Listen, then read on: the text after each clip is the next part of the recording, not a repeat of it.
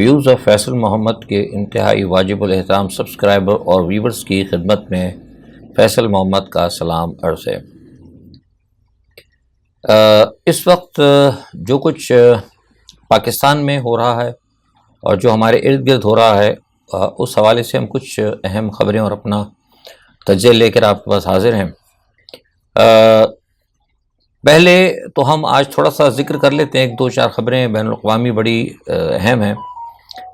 اس میں ایک تو آپ کو پتہ ہے کہ روس اور یوکرائن کے حوالے سے جو ایک جنگ چل رہی ہے، اور وہ اب آہستہ آہستہ جو ہے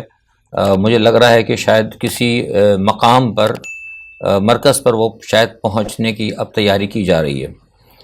اس کی وجہ یہ کہ G7 ممالک کا جو ایک متوقع اجلاس ہے، جس میں کہ یہ کہا جا رہا ہے غیر ملکی ماہرین اور جو سفارتکار ہیں وہ یہ سمجھ رہے ہیں، اور بلکہ نظر بھی آ رہا ہے، ان کا ایجنڈا بھی ہے کہ G7 کے اجلاس کے اندر روس کے خلاف سخت پابندیاں جو ہیں وہ لگائی جا سکتی ہیں، اور کچھ چیزیں اس میں سے لیک آؤٹ بھی ہو گئیں بہرحال۔ تو اس صورتحال کے پیش نظر غالباً یہ بات یوکرائن کو بھی پتہ تھی، اور یہ بات جو ہے نیٹو کو بھی پتہ تھی، تو لہٰذا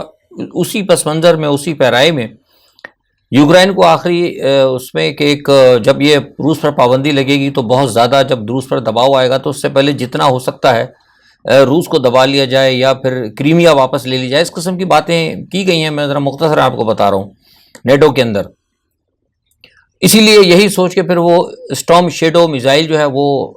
برطانیہ نے ان کو دیے، اور جس کے نتیجے میں آپ کو پتہ ہے کہ روس کا نقصان بھی ہوا، اور کافی آپ نے دیکھا گزشتہ 4-5 دن پہلے کہ روس کو کہیں تھوڑا سا باخمت وغیرہ سے کچھ علاقوں سے پیچھے ہٹنا پڑا۔ ظاہر سی بات ہے رشیا بھی ایک ملک ہے، اور ایک کسی زمانے میں ایک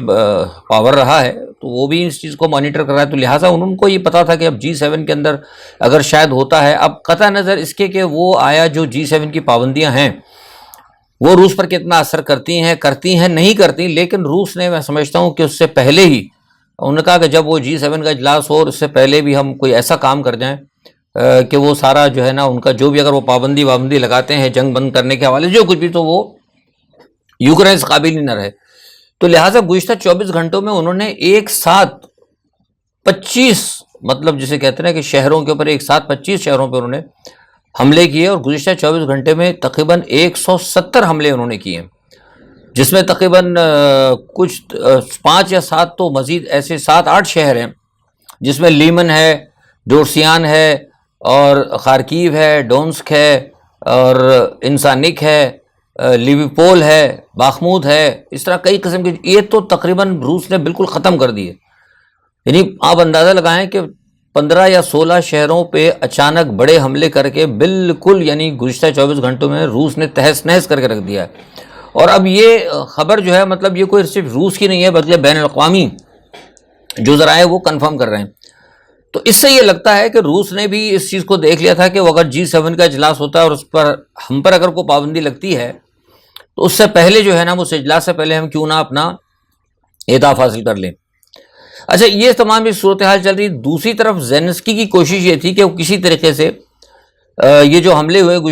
24 گھنٹے میں اور سارے معاملات ان کو بھی نظر آ رہے ہیں، تو انہوں نے کوشش یہ کی کسی طرح اس جنگ کو بند کیا جائے۔ چین جو ہے اس وقت کوشش کر رہا ہے اس حوالے سے بات چیت کے لیے، اور آپ کو پتہ ہے کہ گزشتہ دنوں میں بتایا تھا کہ چین کے کچھ سینئر لوگ پہنچے بھی تھے، تو چین کی نے پھر ان کے لیے کوئی راہ ہموار کی سعودی عرب اور جانے کے لیے۔ تو آپ کو پتہ ہوگا کہ سن لیا ہوگا آپ خبروں میں کہ ان کو پھر بلایا گیا۔ یہ جو بلایا گیا ہے عرب لیگ میں، ان کو جو دعوت دی گئی تھی وہ چائنا کے کہنے پر دی گئی تھی۔ میں آپ کو خبر بتا رہا ہوں، سفارتی ذرائع میں کنفرم کیا ہے چین کے۔ انہوں نے اس کو کہا تھا سعودی عرب وغیرہ کو کہ بھائی ٹھیک ہے، یہ آنا چاہتے ہیں اور اپنے معاملات کو۔ تو اصل میں بنیادی طور پر زیلنسکی کا جو مسئلہ تھا یہ آنے کا، وہ یہ تھا کہ وہ عرب ممالک کو یہ بتانا چاہتے تھے کہ وہ تھوڑا سا، کیونکہ آپ کو پتہ ہے کہ چین اور روس کے ساتھ اس وقت عرب ممالک کے تعلقات بہت اچھے ہیں، تو وہ یہ چاہ رہے تھے کہ کچھ جنگ بندی والا اگر معاملہ ہو تو اس طریقے سے ہو کہ جو روس نے قبضے کیے ہیں یوکرائن کے علاقے، وہ ان کو یوکرائن کو واپس مل جائیں۔ اور اس بنیاد پر انہوں نے ایک یہ بات کہی ہے، بھی تصدیق شدہ تو نہیں ہے لیکن یہ سننے میں آ رہا ہے، کچھ لوگ رپورٹ کر رہے ہیں، انہوں نے کہا کہ اگر ہمیں وہ علاقے واپس کر دیے جاتے ہیں، اور ہمیں پھر اگر نہیں تنگ کیا جائے تو ہم اس بات کی بھی ضمانت دیتے ہیں کہ ہم نیٹو کی ممبرشپ جو مل گئی ہے، جو نہیں ملی ہے، جو اس کی پوزیشن ہے ہم اس سے ہم وڈرا کر سکتے ہیں. یعنی ایک عجیب بات ہے. یعنی آپ پتہ نہیں کیوں آپ گئے کیوں تھے پھر اتنا بیڑا غرق کروا کے. مجھے بہرحال لگتا نہیں ہے کہ روس اس شرط کے اوپر مانے گا. یہ بہرحال میرا اپنا تجربہ، ہو سکتا ہو بھی جائے تو کہہ نہیں سکتے. بہرحال یہ زیلنسکی کا اچانک پہنچنا ان کا اصل مقصد یہ تھا، اور وہ آئے تھے جناب پولینڈ سے آئے تھے، اور فرانس نے ان کو پھر یہ اس کام کے لیے سہولت کاری بھی دی تھی. اور کچھ لوگوں کا یہ خیال تھا کہ شاید زیلنسکی اگر وہاں سعودی عرب پہنچیں گے تو روس ناراض ہوگا. نہیں، ایسی بات نہیں ہے. اتنا چھوٹا معاملہ نہیں ہوتا ہمارے یہاں. وہ پاکستان کے سیاستدان نہیں ہے، لیکن یہ انٹرنیشنل ڈپلومیسی جب ہوتی ہے تو بہت ساری چیزیں اس میں کھلی ہوتی ہیں. اچھا، ایک تو یہ چیز ہوئی. اچھا، دوسرا جو عرب کی جب میں نے بات کی تو عرب سربراہی اجلاس میں بشار الاسد صاحب جو ہیں آئے ہیں، اور بشار الاسد صاحب غالباً شاید میرے خیال سے کوئی 12 سال بعد آئے ہیں، 12 یا 13 سال بعد. اور بڑی ان کے آؤ بھگت ہوئی، اور سعودی عرب نے اور تمام دوسرے لوگوں نے ان کو بڑا مطلب ویلکم کہا، اور بڑی خوشی ہوئی. اور وہاں پہ جو میرے پاس خبریں ہیں وہ یہ ہیں کہ جس طرح مسلم سربراہ مل کر بیٹھے ہیں، اس حوالے سے وہاں پہ چین نے ڈپلومیسی کی ہے ایران کو، سعودی عرب کو، اور ان کو جو قریب کیا ہے، اور جو یمن کا جو ہے اس کے اوپر اس عرب لیگ کی کانفرنس میں کہیں نہ کہیں چین جو ہے نا، چین کی تعریف اور چین کی قیادت کو خراج تحسین، اور آئندہ معاملات میں چین کے ساتھ چلنے کا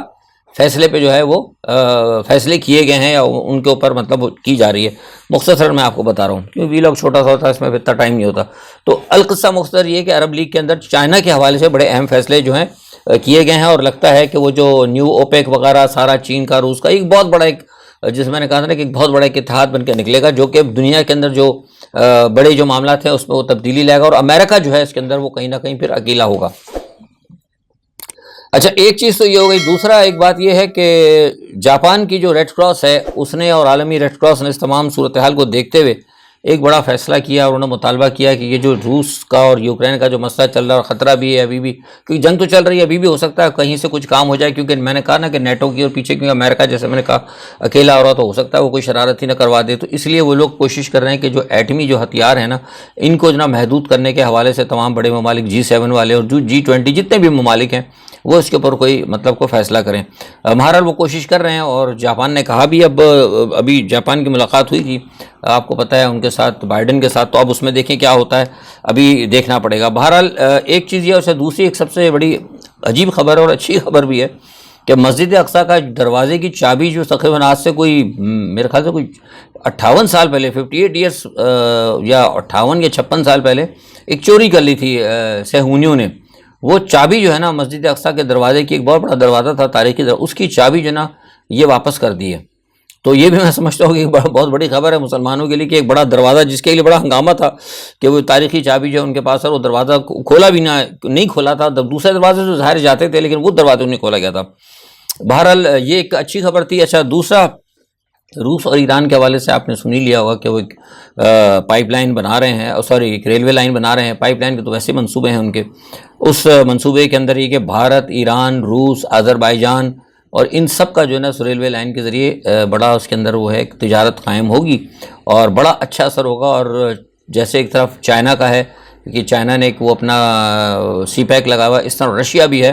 وہ بھی اس طرف جو ہے اپنی تجارت کو آگے لانے کے لیے اور ان ممالک تک بڑھنے کے لیے وہ کام کر رہا ہے. اور اس تمام ریلوے لائن سے میں سمجھتا ہوں جو فائدہ ہوگا نا وہ زیادہ تر بھارت کو اور ایران کو زیادہ ہوگا. پاکستان کہیں نہ کہیں اس معاملے میں ابھی اکیلا رہ گیا ہے. پاکستان کی بات آئی تو تھوڑا سا کچھ بات کر لیتے ہیں. پاکستان سے خبریں جو ہیں ابھی تک اسٹل وہی جسے کہتے ہیں کہ ایک اسٹیلمنٹ ہے، حالات وہی چل رہے ہیں ابھی تک. عمران خان کے حوالے سے میں نے آپ کو کہا تھا کہ ابھی تک کچھ معاملات بہتر نہیں ہیں، کچھ سلسلے چل رہے ہیں، لیکن جو کچھ ریاست میں ہوا ہے نا 9 تاریخ کو، تو میں نے آپ کو پہلے کہا کہ غلط ہوا ہے، اس کو کوئی بھی صحیح نہیں کہے گا. لیکن جو کچھ اب اس کے پس منظر میں ہو رہا ہے وہ بھی غلط ہو رہا ہے، اور جو اس کی آڑ میں ہوا وہ بھی غلط ہوا. آپ کو یاد ہوگا میں نے ایک دفعہ ایک بات کہی تھی اسی چینل سے کہ یہ جو بھاگ کے گئے تھے نا فواد چودھری امریکن ایمبیسڈر کے پاس اور مل کر آئے تھے، پھر اس کے بعد انہوں نے ایک وہ نیریٹو لیا، وہ ہٹ گئے جناب. اس کے بعد وہ پرانی باتیں کئی دفعہ کہہ چکا ہوں. وہ جو ہٹے ہیں نا اس معاملے سے، اس معاملے کو ہٹانے والے اور جن لوگوں نے عمران خان کو یہ ٹریک چینج کرنے کا میں محتاط انداز میں بات کر رہا ہوں،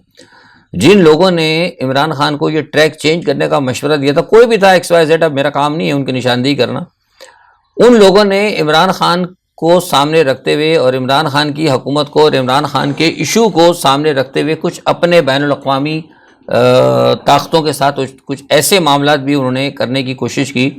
جس سے کہ ریاست پاکستان کے مفادات متاثر ہو سکتے تھے۔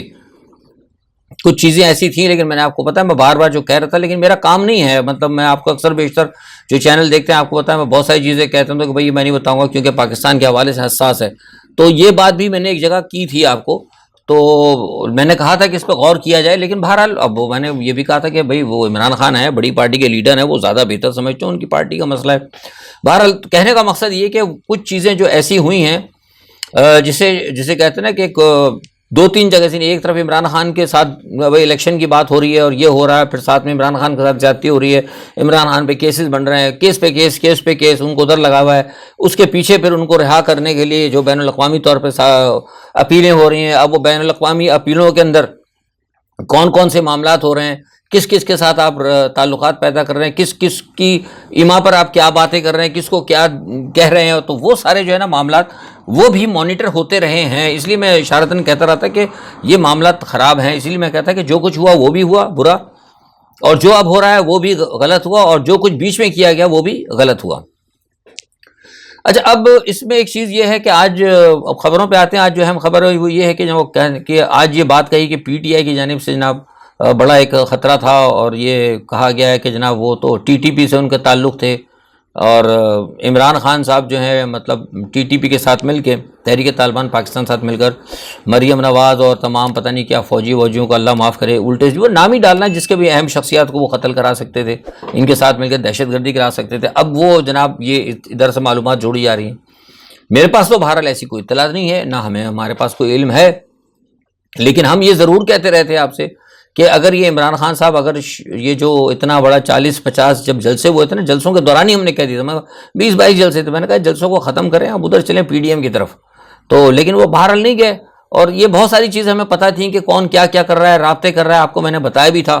کہ زرداری صاحب کے صاحبزادے بلاول صاحب امریکہ جا رہے ہیں اور کیا کچھ کر رہے ہیں، اگلے پرائم منسٹرشپ کے لیے باتیں ہو رہی ہیں، اور پھر کچھ لوگ جو ان کے ساتھ ڈبل گیم کر رہے ہیں وہ بیسکلی ہیں تو وہ کیا کہتے ہیں پیپلز پارٹی کے ساتھ، لیکن امریکہ میں جا کر یہ کہہ رہے ہیں کہ جناب ہم تحریک انصاف کے ہیں اور عمران خان یہ کرنے لگا ہے، ہم یہ کرنے لگیں گے، اور پھر ساتھ میں جو ہے ادھر سے بلاول صاحب اس کو بھی کیش کر رہے تھے۔ مطلب جسے کہتے ہیں نا ایک عجیب سی قسم کی جسے کہتے ہیں کہ کھچڑی بنا کر نا اپنے آپ کو جسے کہتے ہیں کہ سامنے لانے کے لیے اور خود اقتدار میں لانے کے لیے بہت سارے معاملات ہوئے۔ تو اسی لیے میں کہہ رہا تھا کہ ان سب چیزوں سے بار بار ہم نے کہا تھا کہ ان سب چیزوں کو چھوڑ کر عمران خان صرف ایک ہی بات کر لیں، اور وہ بات یہ کریں کہ جناب یہ جو حکومت ہے نا اس کو ہٹائیں، اس کو گرائیں۔ آپ کو یاد ہوگا کہ اسی چینل سے یہ بات کہی گئی تھی کہ جتنی بھی ریلیاں ہوئی ہیں عمران خان کے 50 ہوئے جلسے، لوگ ذرا دیکھتے ہیں اور اس بات پہ میرے غور کریں، کسی بھی ایک جلسے کے اندر مجھے یہ بتا دیں کہ کہیں آپ نے کوئی بڑے بینر لگے ہوئے دیکھے جس میں کہا ہو کہ جناب تم ان کو مریم نواز اور یہ کیا کہتے ہیں شہباز شریف اور یہ رانا ثناء اللہ، ان کو انصاف کے کٹہرے میں لاؤ، ان کو گرفتار کرو، کوئی ایسی کوئی چیز نہیں تھی، کوئی بھی بینر نہیں تھا۔ ہمیشہ جتنی بھی ریلیاں نکلی ہیں، 50 ریلیاں نکلی ہیں، 60 ریلیاں نکلی ہیں، وہ سب عمران خان کے اور PTI کے پاور شو کے لیے نکلی ہیں، ان کے خلاف کوئی نہیں نکلی، ٹھیک ہے نا۔ تو یہ جو ہے نا صورتحال، اس صورتحال کو یہ جو لوگ چلا رہے تھے نا، یہی بات میں کر رہا ہوں، جو لوگ چلا رہے تھے نا وہ اسی لیے چلا کے رکھے تھے کہ انہوں نے ایک مومنٹم بنا ہوا تھا، لیکن پس پردہ کچھ اور کام ہو رہا تھا، اور اس کا ادراک شاید غالباً عمران خان کو بھی نہیں تھا۔ اسی لیے ہم کہتے ہیں کہ میں نے کل ویلاگ میں کہا تھا کہ عمران خان کو چاہیے تھا کہ جب ہٹے تھے اسمبلی سے تو فوراً باہر جانا چاہیے تھا۔ بہرحال وہ ایک میں نے آپ کو سمجھانے کے لیے ذرا محتاط انداز میں بات کی، جو لوگ پولیٹکس کو سمجھتے ہیں وہ میرے اشاروں کو سمجھ گئے ہوں گے۔ خیر اچھا، اب دوسری خبر یہ تھی کہ یہ تو خیر انہوں نے کیا ہے ملانے کے لیے، ایسا کوئی بات نہیں، میں نے بتا دی کہ کوئی PTI اس قسم کی کسی اس میں انوالو نہیں تھی۔ خیر بہرحال میری معلومات یہ تھی۔ اچھا، اب دوسرا ایک بات یہ ہے کہ یہ بات کیا گیا ہے کہ لاہور ہائی کورٹ نے آج 72 آدمیوں کو وہ کر دیا ہے، بڑی اچھی بات ہے، خوشی کی بات ہے، لیکن کاش یہ اگر کام پہلے ہو جاتا، وہ کہتے ہیں بڑی دیر کی مہرباں آتے آتے، اگر پہلے ہو جاتا تو زیادہ اچھا تھا۔ بہرحال جو بھی ہوا آپ دیکھتے ہیں کیا کرتے ہیں۔ اچھا، عمران خان صاحب کے وہ گھر کے اندر جناب وہ تماشا ہوا ہے، وہ مذاکرات میں نے دیکھا، خبریں مذاکرات ہو رہی ہیں، یہ ہو رہا ہے وہ ہو رہا ہے، SOPs لیے جا رہے ہیں۔ صبح سے آج اتفاق سے میں نے دیکھا تو جمعے کا دن تھا پتہ نہیں، سمجھ بھی نہیں آ رہا ہے کہ پتہ نہیں عمران خان کا وہ گھر ہے یا پتہ نہیں کوئی ہندوستان کے حوالے سے کوئی چھینی ہوئی کوئی چوکی ہے جو باقاعدہ اس کے ایس او پیز ہو رہے ہیں، اور سامنے کو بہت بڑے پتہ نہیں کون سے ٹیررسٹ بیٹھے ہیں یا کوئی یرغمالی ہیں، نیگوشیشنز ہو رہی ہیں، مذاکرات ہو رہے ہیں، 40 دہشت گرد ہیں۔ عجیب تماشا انہوں نے حکومت نے مچایا ہوا ہے، خواہ خواہ ساری دنیا دیکھ رہی ہے، ہماری اسٹیبلشمنٹ کو بھی بدنام۔ میں آپ سے کہا نا کہ ہماری یہ جو حکومت جو ہے نا، یہ دو دھاری تلوار ہے اس وقت، یہ ایک طرف سے عمران خان کو بھی جھیل رہی ہے اور دوسری طرف سے اسٹیبلشمنٹ کو بھی بدنام کر رہی ہے ساری۔ ابھی میں دیکھ رہا تھا انٹرنیشنل ٹی وی پہ کہ جناب وہ ٹیمیں پہنچ گئی ہیں اور نیگوشیشن ہو رہا ہے، ایس او پی، کائے کا ایس او پیز، کون سا ایسا عذاب ہے، مطلب کون سا اتنا بہت بڑا، مطلب کیا ہو گیا ہے سمجھ میں نہیں آ رہا۔ ایک سابقہ پرائم منسٹر ہے، اس کے گھر میں جانا ہے، ایک ڈپٹی کمشنر چلا گیا، اس کو اجازت دیں 20-25 آدمی جائیں، پورے کیمرے لیں، سرچ کریں اور اللہ خرچہ ختم ہو گئے 1.5 سال۔ 400